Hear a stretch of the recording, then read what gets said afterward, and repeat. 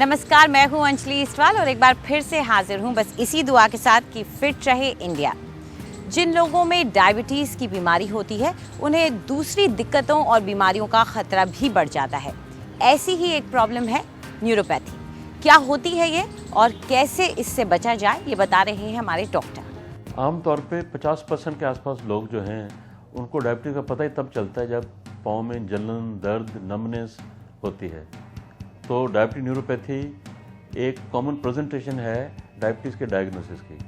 Diabetes में unfortunately कोई तकलीफ ही नहीं होती। तकलीफ तब होती है जब कोई कॉम्प्लिकेशन हुई। तो डायबिटीज न्यूरोपैथी दो तरह की होती है मेनली। तीसरी है, उसको ऑटोनोमिक न्यूरोपैथी कहते हैं। एक है पेनफुल पेरिफेरल न्यूरोपैथी कि खास करके रात में जैसे जलन वगैरह, इरिटेशन, बर्निंग और कई बार बड़े ज़ोर की दर्दें होती हैं। दिस डिपेंड्स ऑन कि कितने सालों की डायबिटीज़ है। आमतौर पे 5 साल के बाद ही पता चलता है इन कॉम्प्लिकेशन का। तो ये डायबिटीज न्यूरोपैथी जो एक तरह की कॉम्प्लिकेशन है डायबिटीज़ की, और इसमें नर्व जो हैं वो ख़राब होनी शुरू हो जाती हैं। और जब नर्व बिल्कुल ख़राब हो जाती है तो सेंसेशन ही ख़त्म हो जाती है। तो डायबिटीज न्यूरोपैथी को सीरियसली लेना चाहिए, खास करके जब नमनेस हो, जब एबनॉर्मल सेंसेशन हो, और ख़ास करके पाँव में। जो दूसरी है वो है मोटर न्यूरोपैथी, जो मसल वगैरह कमज़ोर होने शुरू हो जाते हैं, मसल वेस्टिंग भी शुरू हो जाती है। तीसरी है ऑटोनोमिक न्यूरोपैथी।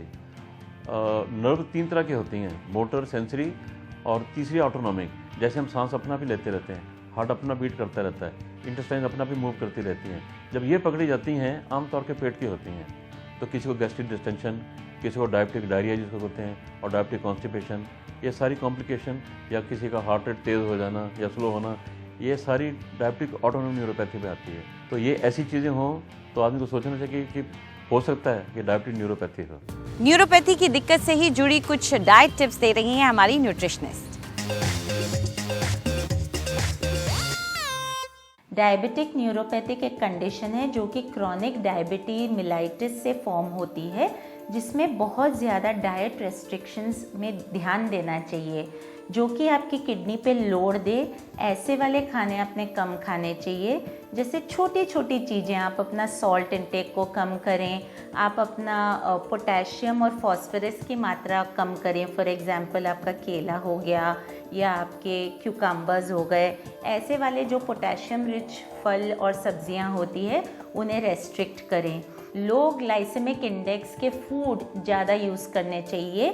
कोई भी फ्रूट या सब्ज़ी जो आपकी यूरिक एसिड को की मात्रा बढ़ाता है, जैसे कि पालक हो गए, पत्ते वाले सब्ज़ी हो गई, इसे आपने अवॉइड करना चाहिए। यहाँ पे प्रॉब्लम ये हो जाती है कि आपको प्रोटीन तो खाना ही पड़ेगा आपके मसल डेवलपमेंट और शुगर लेवल्स को कंट्रोल करने के लिए। तो आप अपना प्रोटीन बहुत ही अच्छे से चॉइस करके खाएं।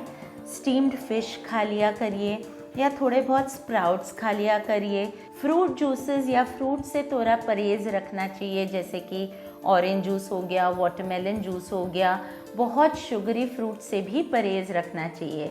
इस प्रॉब्लम में आपको ज़रूर डाइट को मॉनिटर रखना चाहिए या किसी डाइट काउंसलर से हेल्प लेके डाइट का फॉर्मेट बना के अपनी इस प्रॉब्लम को सावधानी से क्रॉस करना चाहिए और ओवरकम करना चाहिए, और पैरामीटर्स उसके बैलेंस में रखने चाहिए, क्योंकि ये एक बहुत ही क्रूशियल स्टेज होता है जहाँ बहुत ही सावधानी की ज़रूरत होती है। और देखते हैं आज क्या सिखा रही है हमारी योगा एक्सपर्ट। नमस्कार। आज जो हम मेडिटेशन करने जा रहे हैं वो अपने हार्ट और माइंड की बैलेंसिंग के लिए है। इस मेडिटेशन से आपका फ्लो जो हार्ट का है टुवर्ड्स ऑल द ऑर्गन्स, उससे एक स्मूथनेस आती है। ये मेडिटेशन आप 11 मिनट हर रोज़ करें और कम से कम 40 दिन के लिए करें। तो अब हम देखेंगे ये मेडिटेशन कैसे करनी है। आप सबसे पहले अपने अंगूठों को अपने आर्मपिट्स के अंदर लेके जाएंगे, उनको अंदर फिक्स कर देंगे। बंद करने के बाद अपनी फिंगर्स चेस्ट के ऊपर लाएंगे। यहाँ से आप अपनी चिन थोड़ी सी अंदर की तरफ लाएंगे। हम जो सांस लेंगे वो अपने लिप्स को एक ओ बना के लेंगे, इस तरीके से। तो एक विसल की साउंड आएगी सीटी बजाने की, इनहेल करते हुए भी, एक्सेल करते हुए भी। तो अब हम इसको शुरू करेंगे। और आप इसको 11 मिनट तक करेंगे।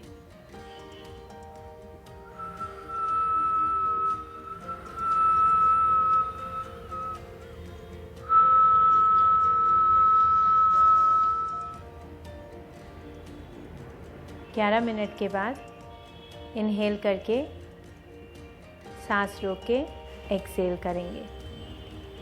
जब आप ये ब्रेथ करेंगे, जब आप अपनी इनहेल और एक्सेल करेंगे, इनहेल में मेंटली आप जो साउंड या मंत्र सुन सकते हैं वो है सो, स ओ, सो, एस ओ। एक्सेल करते हुए हंग, HUNG, हंग, सो हंग, जिसका मतलब है आई एम। आज के लिए इतना ही। नमस्कार। कभी कभार कुछ लोगों में कोहनी में या घुटने में रूखापन आ जाता है या ड्राइनेस हो जाती है, ऐसे में क्या करें, बता रही है हमारी ब्यूटी एक्सपर्ट।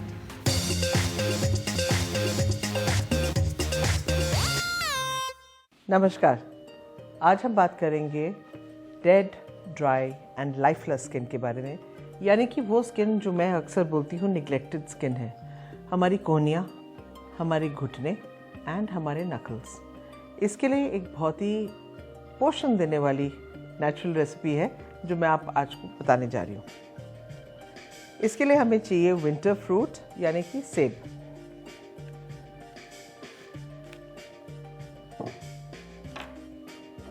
सेब को काट के आपने कद्दूकस करना है। An apple a day does keep the doctor away। लेकिन मैं आपको एक बात बताऊं कि अगर आप सेब अपनी त्वचा पे भी इस्तेमाल करेंगे तो कई सारी स्किन प्रॉब्लम्स की आपको रेमेडी मिल जाएगी।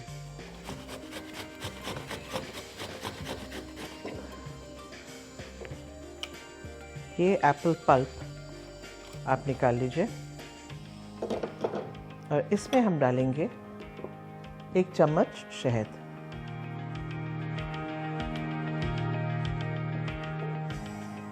And one of the most nicest softening ingredients, glycerin, 1 चम्मच। अक्सर ये घुटने और एल्बोज एंड नकल्स बिल्कुल ही बेजान हो जाते हैं, और जब भी आपको बाहर जाना हो और समय नहीं है कि आप कोई भी लंबा चौड़ा ब्यूटी रेजीम करें, तो ये बहुत ही बेसिक 3 इंग्रेडिएंट्स को लेके आप इन जगहों को बिल्कुल सॉफ्ट, स्मूथ एंड पोर्सलिन बना सकते हैं। ये देखिए, ये मिक्स हो गया। It actually smells good enough to eat. इसमें थोड़ा सा अगर वनीला डाल दें तो you can make a food recipe. Anyhow, इन सबको आप लेके you scrub it on to your knuckles, your knees and your elbows. इसको कम से कम 10 मिनट छोड़ के आप ठंडे पानी से धो डालें और आप देखिए कि कितना सॉफ्ट एंड नरिश्ड आपका स्किन लगेगा, as if you had a long spa treatment. And don't forget, जो आप लगाते हैं उसको खाइएगा ज़रूर। See you tomorrow. फिट रहे इंडिया में आज इतना ही। आपको हमारा कार्यक्रम कैसा लगा हमें ज़रूर बताएं। आप अपनी राय हमें ईमेल कर सकते हैं fit@ndtv.com पर। चाहे तो आप हमारे साथ ट्विटर पर भी जुड़ सकते हैं। इस्तेमाल कीजिए #फिट रहे इंडिया। फिलहाल पूरी टीम को इजाज़त दीजिए। नमस्कार।